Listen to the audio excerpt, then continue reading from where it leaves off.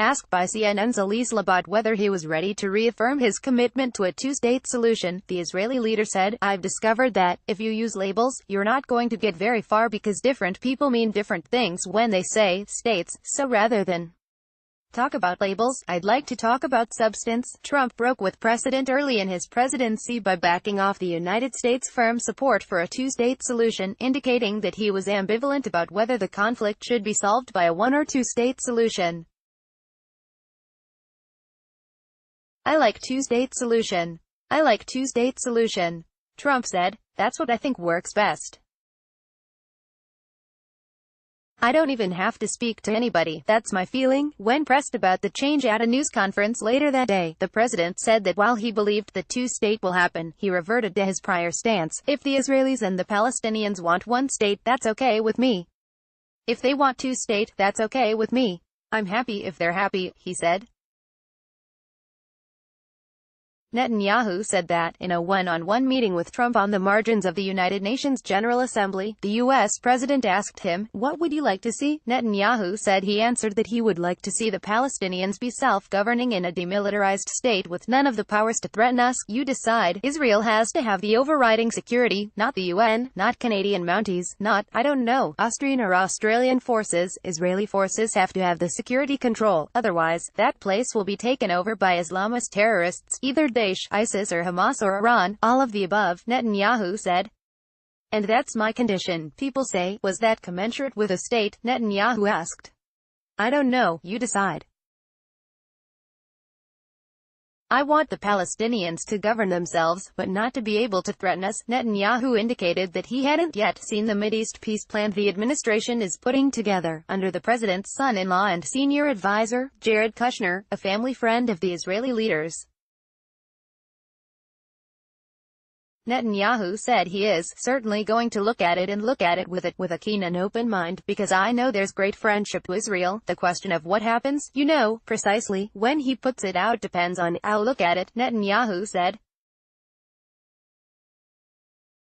"In fact, I always said that I'm willing to look at peace proposals put forward by the United States." Netanyahu also touched on Iran, saying that the administration's policy to increase pressure on Iran was a step welcomed by other countries in the region.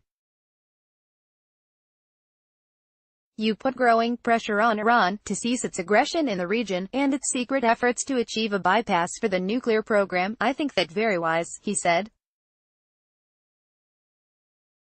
"Where you'll end up is a different matter, but the idea is to get Iran back in the box."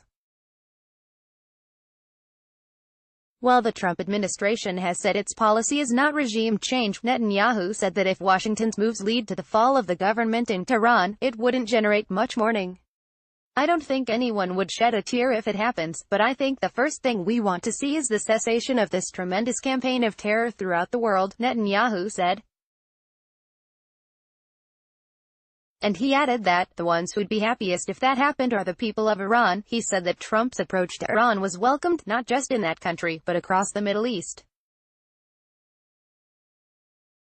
"I think that the whole Middle East, Israel, the Arab states, virtually all of them, and the people of Iran are now very happy that the policy of accommodating Iran is over, and the policy of squeezing Iran is very much present and will get stronger." Netanyahu said he'd spoken to Russian President Vladimir Putin about the shooting down of a Russian reconnaissance plane that was initially blamed on the Israeli Air Force before Putin pointed the finger at Syria. Netanyahu said the Russian move to sell anti-aircraft missiles to Syria was irresponsible, and that he'd made clear, the first thing was let's continue this deconfliction, but at the same time, I told him very respectfully and very clearly that Israel will continue to do what it has to do to defend itself. In the meantime, Israel will continue to work with the Russians on deconfliction, which he called jargon for saying, "We made sure we don't clash with the Syrians, because it's very crowded over there in this tiny space." He noted that Iranians, Israelis, Hezbollah and Syrian forces were in Syria, along with American aircraft, coalition aircraft, Russian aircraft and Israeli aircraft. "Through this mess, we've been able for 3 years to avoid any clash between